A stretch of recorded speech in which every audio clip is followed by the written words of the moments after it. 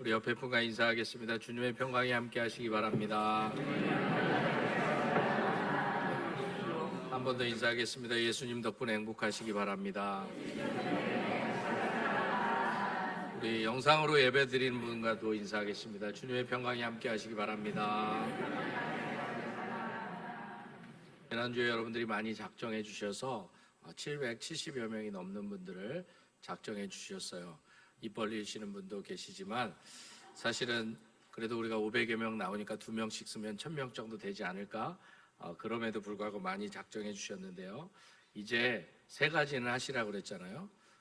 내가 작정한 영혼들 기도는 당연한 거고, 우리 릴레이 기도 함께 해주시든지 아니면 초청하시든지 아니면 봉사하셔야 된다고 했습니다. 특별히 찬양대도 당일에는 찬양대를 안 쓰기 때문에 봉사의 자리들을 많이 메꿔주셔야 될 거예요. 전도하는 일도 해야 되지만, 왜냐하면 내가 초청한 영혼들, 내가 옆에서 예배를 같이 드려주셔야 돼요. 내가 초청해놓고 너 들어가 그리고 딴 일하고 계시면 그분이 얼마나 이 예배 자리가 불편하시겠어요.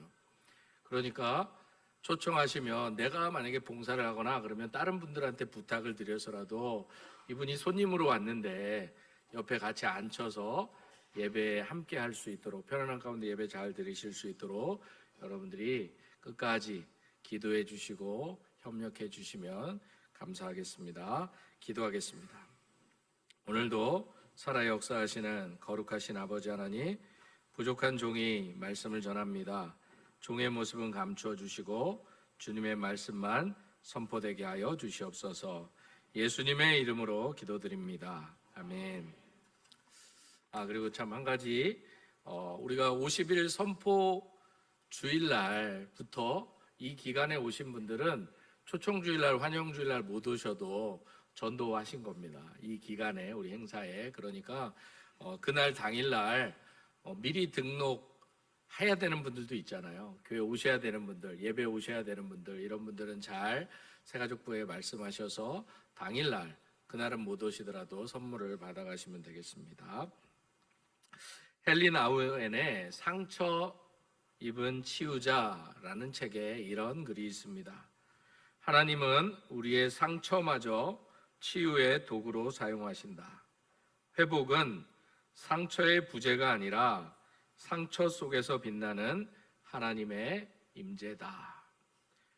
우리의 삶에는 누구나 피할 수 없는 무너짐과 아픔이 있다라는 거예요. 그래서 회복은 상처가 아예 없는 것이 아니라 상처 속에 하나님의 임재, 하나님의 함께 하심을 경험한다라는 것입니다. 그래서 우리도 건강을 잃거나 관계가 깨어지거나 때로는 영적인 침체의 시간을 보내기도 합니다. 그런데 놀라운 것은 하나님께서는 그런 자리에까지도 찾아오시고 우리를 포기하지 아니하시고 회복의 은혜를 베풀어 주신다는 것입니다. 우리가 잘 알고 있듯이 사실 이스라엘의 역사는 하나님을 진정한 왕으로 모시지 않는 백성은 결국 멸망당할 수밖에 없다라는 것을 분명히 역사적으로 보여주는 이야기입니다. 그럼에도 불구하고 이와는 별개로 하나님의 사랑은 그럼에도 불구하고 끝이 없으심도 역사는 분명히 말하고 있습니다. 그래서 지난주에 나누었듯이 하나님은 끝까지 이스라엘 백성들을 포기하지 않고 그들에 대한 사랑을 끊지 않으셨다. 그래서 그들이 악한 길에서 돌이켜서 선하고 아름다운 길로 내가 반드시 이끌어 세워주겠다라는 하나님의 의지를 새 언약 속에 담아 주신 것입니다. 그래서 오늘 본문에서는 이제는 나라가 망하고 심판이 이미 실행되었음에도 불구하고 하나님께서는 이스라엘 나라를 회복시키시고 새 생명 가운데 살아가게 해주겠다는 이 희망적인 메시지를 에스겔의 환상의 이 사건을 통해서, 특별히 성전의 이야기를 통해서 우리에게 들려주고 있는 것입니다. 그래서 이 성전 이야기가 우리에게 주고자 하는 말씀은 과거에 이스라엘 백성들의 범죄로 인해 하나님의 영광이 떠났던 그 성전, 그곳에서 다시금 유다 백성들에게 새 생명을 공급하시겠다는 하나님의 회복의 말씀이 에스겔의 환상을 통해서 보여주는 것입니다. 비록 에스겔 선지자도 당시 바벨론으로 끌려가 고통 가운데 있었지만 그에게 주어진 환상은 우리의 삶이 절망으로 끝나는 것이 아니라 하나님은 당신의 택한 백성을 반드시 회복시키신다. 이 이야기를 하고 계신 것입니다. 그것이 오늘 살아가는 우리에게는 건강의 문제, 깨어진 관계의 문제, 경제적인 어려운 문제, 그리고 무엇보다도 영적인 침체의 문제일 수도 있습니다. 그러나 하나님은 그런 우리들에게 내가 너희를 회복하겠다. 내가 너희를 새 생명 가운데, 새 언약 가운데 살아가도록 반드시 만들어 주겠다라는 말씀을 오늘 에스겔 선지자를 통해서 우리에게 해주시는 것입니다. 따라서 오늘 본문은 하나님께서 이스라엘 백성들에게 주시는 이 회복의 은혜가 어떠한 것인지, 그리고 오늘을 살아가는 우리가 받아 누려야 될 하나님의 은혜는 무엇인지에 대해서 설명해 주고 있습니다. 첫째로 하나님께서 주시는 회복은 성전으로부터 흘러나온다는 것입니다. 1, 2절 말씀에 보면 하나님께서는 나라가 멸망하고 성전이 무너지고 백성들은 포로로 끌려간 그 소망이 끊어진 그때에 에스겔에게 환상을 보여주십니다. 이때 에스겔은 성전 문지방 밑에서 흘러나오는 물을 보게 됩니다. 처음에는 작은 물줄기 같았지만 그 물은 성전에서 흘러나와 점점 흘러 강줄기를 이루게 됩니다. 그렇다면 여기서 말하는 성전, 이것이 무엇이겠습니까? 우리가 잘 아는 것처럼 성전이 뜻하는 하나님의 임재를 상징하는 것입니다. 따라서 회복은 하나님을 떠나서는 시작될 수 없기 때문에 이 하나님이 주시는 회복은 하나님의 임재로부터, 하나님의 은혜로부터 흘러나온다라는 것입니다. 그래서 오늘 본문에서 에스겔이 바라본 환상은 단순한 이 물 이야기가 아니라 우리를 향한 하나님의 은혜와 회복을 보여주는 강력한 메시지라는 것입니다. 그래서 우리의 가정도 또 가족 간의 사랑과 대화를 잃어버리고 사회는 분열과 분쟁이 심화되고 갈등 속에서 신음하는 자들은 늘어나고 교회조차도 은혜의 강물이 끊어진 것 같은 메말라가는 위기를 겪기도 하지만 그럼에도 불구하고 오늘을 살아가는 우리들에게 에스겔이 전해주는 이 생명의 말씀은 소망을 주는 말씀입니다. 왜냐하면 에스겔은 성전 문지방 밑에서 물이 솟아나는 것을 보았기 때문입니다. 아무리 세상이 각박해져 가고 메말라져 가는 듯 해도 그래서 인간의 눈에는 초라하게 보이는, 미약해 보이는 작은 물줄기였지만 그 시작이 성전에서 바로 생명의 근원이신 하나님의 임재로부터 나온 것이 바로 우리에게 소망이다라는 것입니다. 이처럼 오늘 본문에서 하나님께서는 에스겔을 먼저 하나님의 영광이 머무르고 있는 새 성전의 출입문으로 이끌어 오십니다.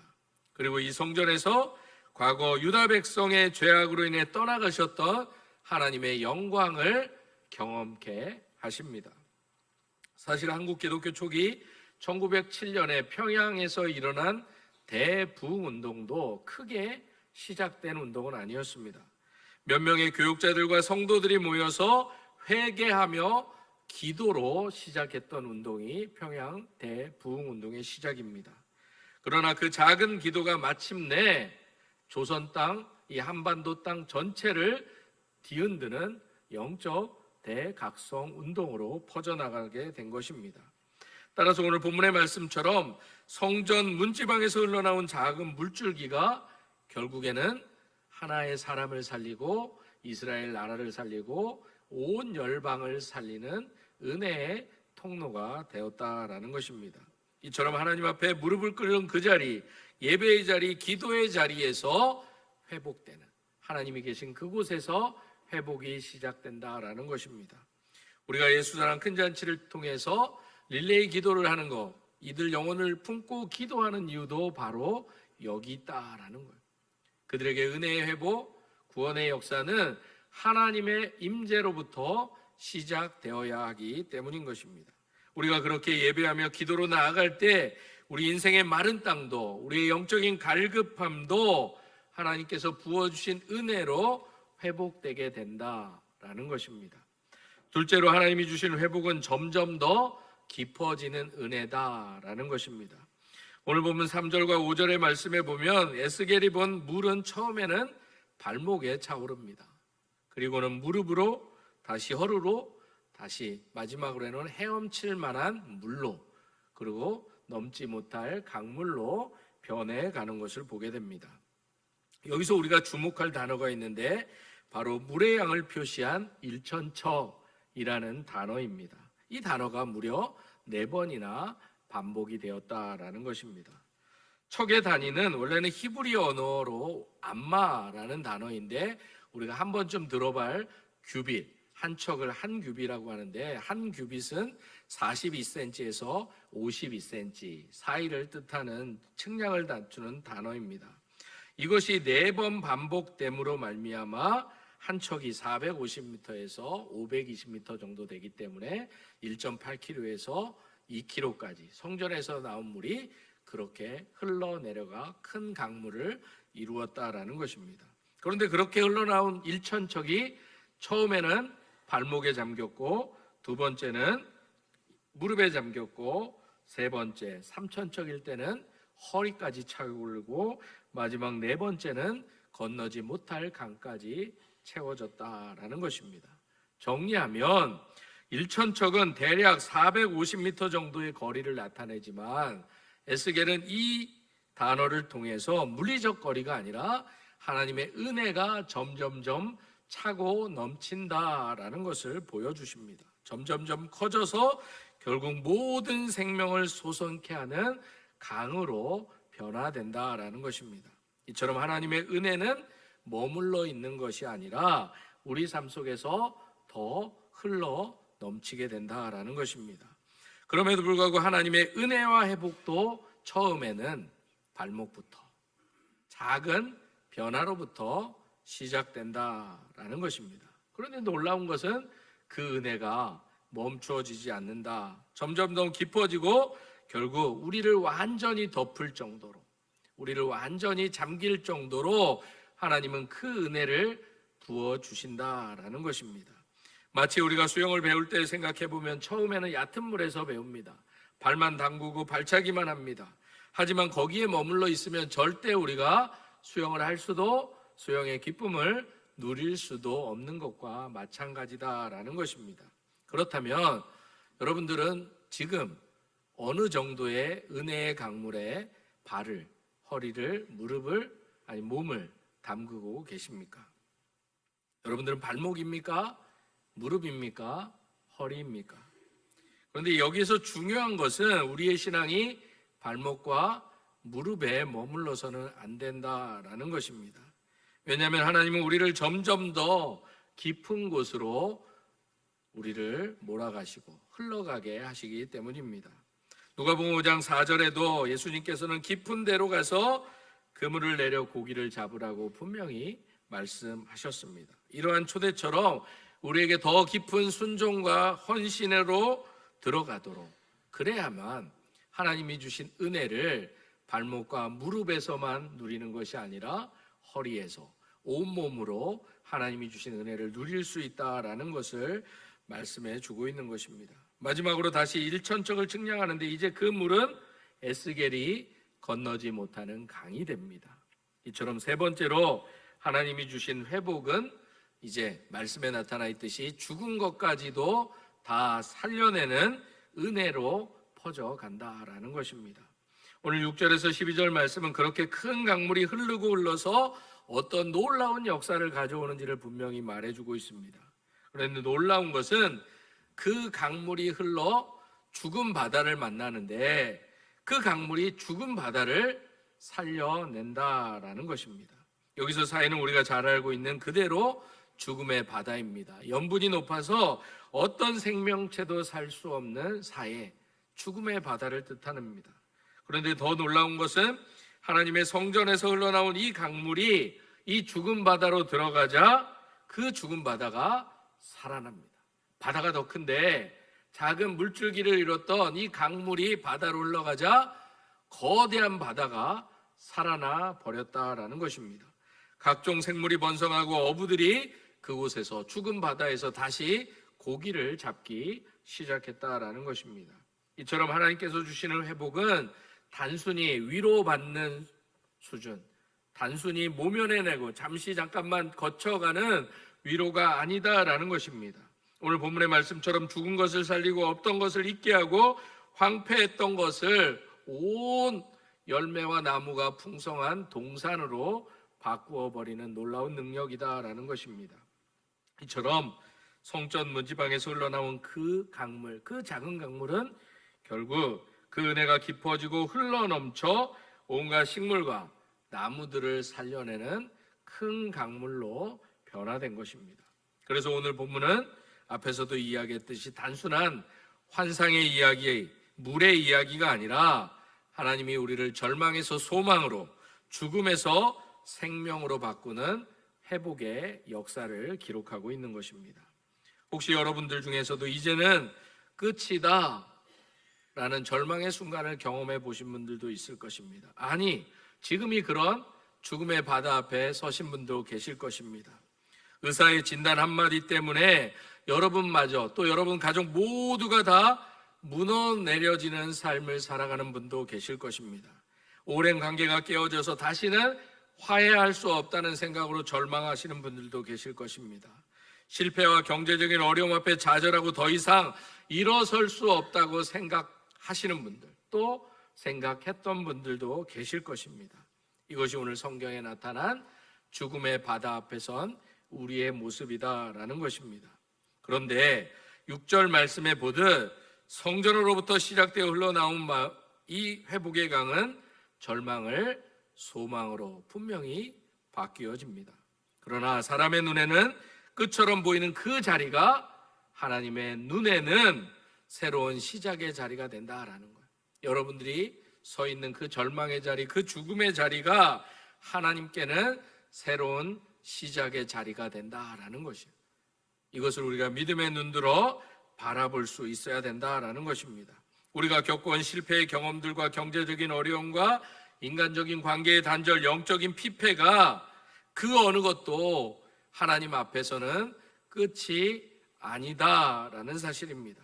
왜냐하면 하나님이 주시는 은혜의 강물은 오늘 본문에도 잘 나타나 있듯이 오늘도 여전히 우리 삶의 구석구석을 흘러들어서 절망을 소망으로 바꾸시는 능력이 있기 때문입니다. 그래서 오늘 9절 말씀처럼 회복의 강은, 회복의 은혜는 죽은 모든 것을 다시 살려내는 능력이 있습니다. 그래서 죽음의 바다가 살아나고 고기로 가득 차는 것, 이것이 바로 하나님이 주시는 회복의 역사다라는 것입니다. 이처럼 죽은 영혼도 병든 몸도 깨어진 관계도 우리가 믿는 하나님, 여러분들이 믿는 그 하나님은 반드시 다 살려내시는 전능하신 하나님이십니다. 왜냐하면 그 사실을 예수 그리스도의 십자가를 통해서 분명히 우리에게 보여주셨기 때문입니다. 십자가는 분명히 죽음의 자리였지만 주님은 그것으로 끝나는 것이 아니라 생명의 부활의 자리로 모든 것을 바꾸어 놓으셨기 때문입니다. 오늘도 예수님은 우리의 삶의 사해, 죽음의 바다를 생명의 바다로 바꾸어 주실 줄 믿습니다.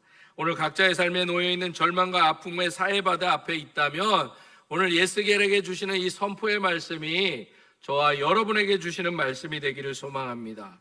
오늘 47장 9절은 이렇게 말합니다. 이 강물이 이르는 곳마다 모든 것이 살아나리라. 우리 한 목소리를 함께 읽겠습니다. 이 강물이 이르는 곳마다 모든 것이 살아나리라. 하나님의 은혜를 사모하는 자들, 하나님께서 발목에 머물게 하지 아니하시고 무릎에 머물게 아니하시고 흘러 넘치게 하셔서 우리를 꼭 잠기게 하셔서 하나님의 은혜의 강을 헤엄치도록 흘러갈 수 있도록 더 이상 그 은혜를 감당할 수 없을 정도로 부어주시겠다는 이 말씀이 오늘 여러 가지 문제 앞에선 여러분들에게 주시는 은혜의 말씀이 될 수 있기를 소망합니다. 왜냐하면 오늘 본문에 나타나는 이 살아나리라, 이 단어는 히브리어로 우리가 잘 알고 있는 라파, 고치다, 치료하다, 회복시키다 라는 뜻이 있습니다. 그런데 이 라파의 원래 의미는 멀쩡한 것을 고치고 회복시키는 것이 아니라 꿰매어 고치다 라는 말이 있습니다. 잘못된 것을 정상으로 돌려놓는 하나님의 치유의 역사를 뜻합니다. 왜냐하면 우리를 가장 잘 알고 계시기 때문에, 우리를 만드신 분은 하나님이시기 때문에 그 누가 고쳐도 죄송합니다, 시원찮게 고쳐지는데 하나님께서 고쳐주시면 완벽하게 잠겨서 치유되고 회복된다는 말씀입니다. 그래서 이전 개역 한글 성경에는 이 단어를 소성케 한다, 소성한다라는 것입니다. 여기에서 여호와라파, 치료의 하나님, 이 단어가 나온 것입니다. 그래서 출애굽기 15장 26절 말씀에 보면 이스라엘 백성들이 광야에서 행진할 때 하나님은 마라의 쓴물을 단물로 바꿔주시면서 나는 치료의 하나님이다, 분명히 보여주셨습니다. 그러므로 오늘 여러분들이 힘들고 어려운 상황을 경험하고 계시다면 오늘 에스겔이 바라보았던 그 생수의 강가로 나아가는 여러분들 되시길 바랍니다. 늘 하나님의 임재가 있는 곳으로, 하나님을 찾는 곳, 하나님이 우리를 반겨주시는 그 예배의 자리, 기도의 자리, 내가 무릎 꿇는 자리를 절대 놓치지 않는 여러분들이 되시기를 소망합니다. 바로 그 은혜의 강가에서 모든 것을 솟아나게 하시는 하나님을 바라보는 여러분들이 되시기를 바랍니다. 이 시간 내 힘으로 풀지 못하는 문제를 안고 씨름하는 여러분 모든 삶의 자리 가운데 여호와라파, 치료의 하나님으로 인하여 형통함의 축복이 넘쳐나기를 주님의 이름으로 축복합니다. 왜냐하면 예수님께서도 우리에게 분명히 말씀하셨습니다. 내가 주는 물을 마시는 자는 영원히 목마르지 아니하리니 내가 주는 물은 그 속에서 영생하도록 솟아나는 샘물이라. 에스겔은 이렇게 장차 우리에게 오는 메시아, 바로 예수 그리스도께서 가시오실 은혜의 강물, 생수의 강물, 회복의 강물을 성전 문지방부터 흘러가는 것을 바라보며 우리에게 그 말씀을 주시는 것입니다. 결국 에스겔이 본 이 생명의 물은 궁극적으로는 인류의 모든 죄악을 씻기시고 영원한 생명을 허락하시는 예수 그리스도의 보혈을 예표하고 있다라는 것입니다. 그런데 여기서 우리가 놓치지 말아야 될 거 한 가지가 있습니다. 그것은 바로 하나님이 주시는 이 은혜의 강물, 이 은혜는 우리에게 흘러넘쳐, 그래서 마지막에 에스겔이 건너가지 못할 강을 이루었던 것처럼 다른 이에게까지 생명을 나누어 줄 수 있다라는 것입니다. 여러분들이 은혜 받고 여러분들에게는 흘러넘쳐요. 여러분들이 아무리 가지고 있고 싶어도 그 은혜 여러분들이 가지고 있지 못한다는 거예요. 그러면 흘려보내야 될 거 아니에요. 여러분들이 가져도 문드러져요. 흘려보낼 수 있어야 된다라는 것입니다. 왜냐하면 하나님이 주시는 회복의 은혜는 나만의 축복으로 머물게 하지 않는다는 거예요. 강물이 되어서 흘러가게 하신다라는 거예요. 아까워하지 마시고 오늘 본문에서 보듯 죽은 바다가 살아나서 어부들이 몰려오는 것처럼 이 생명의 강물이 여러분들로부터 흘러넘쳐 다른 많은 사람들을 살려내는 은혜의 통로로 여러분 모두가 사용되시기를 소망합니다. 이처럼 하나님이 나를 회복시키는 이유는 단순히 나만 살리고 나만 잘 되려고, 나만 변화되려고 하신 것이 아니다라는 것입니다. 내가 변화되면 우리의 가정도, 우리의 직장도, 우리의 공동체도, 우리의 교회도 내가 받은 은혜가 흘러넘쳐 다른 이들도 다 살려내는 은혜의 강물이 될 줄 믿습니다. 이 시간 잠시 말씀을 생각하면서 영상을 보도록 하겠습니다.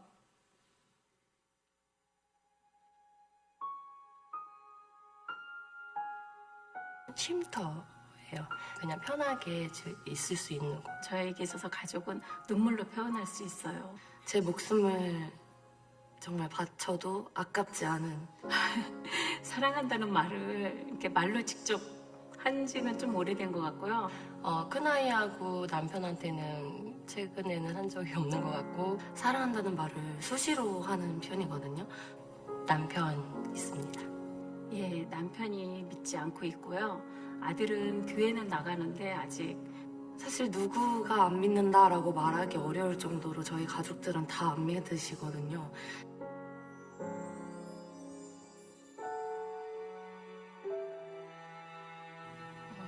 삶의 목표가 없어질 것 같아요. 사실 결혼을 하지 않는 이유도 가족들이랑 떨어져 있기가 싫어가지고. 그런 걸 생각하면, 떨어져 지낸다 생각하면 너무 마음이 아플 것 같아요. 슬프고.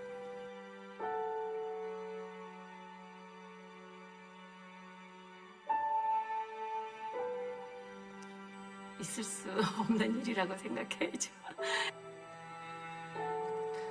너무너무 슬플 것 같아요. 그 슬픔이 이루 말할 수 없을 정도로.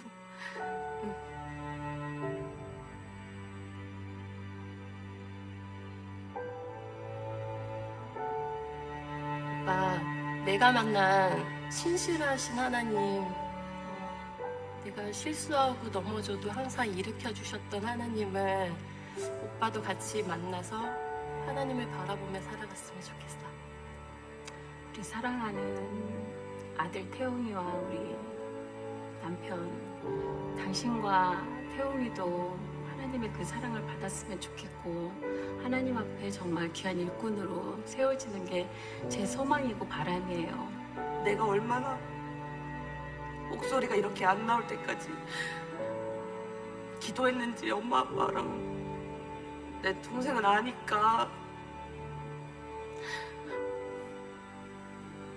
이 모습을 보고라도 제발 믿을 수 있다면 제발 하나님 믿어줘. 제발 우리 하나님 믿고 같이 영원히 살자.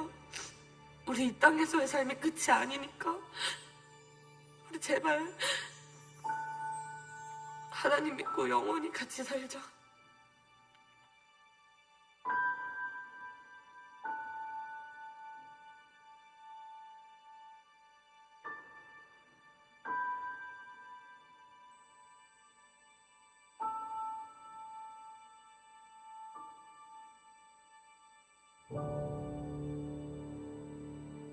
사랑하는 성도 여러분, 여러분들의 마음 속에서도 그리고 여러분들의 가정 속에서도 막혀졌던 구원의 역사가 그 영상 속에 등장하는 우리 집사님, 권사님, 사랑하는 청년들의 간절한 소망처럼 이번 예수란 큰 잔치를 통해서 여러분들의 간절한 바람을 통해서 여러분들의 가정과 이웃과 삶의 자리에 막혀져 있었던 구원의 은혜의 강물이 흘러 넘쳐날 수 있기를 소망합니다.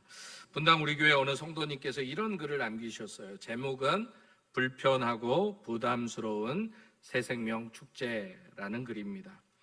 저에게 새생명 축제는 마음 어딘가가 불편하고 부담스러운 행사였습니다. 30년을 무교로 어린 시절 어렴풋이 겪은 상처로 교회에 대한 배척과 비난으로 살았습니다.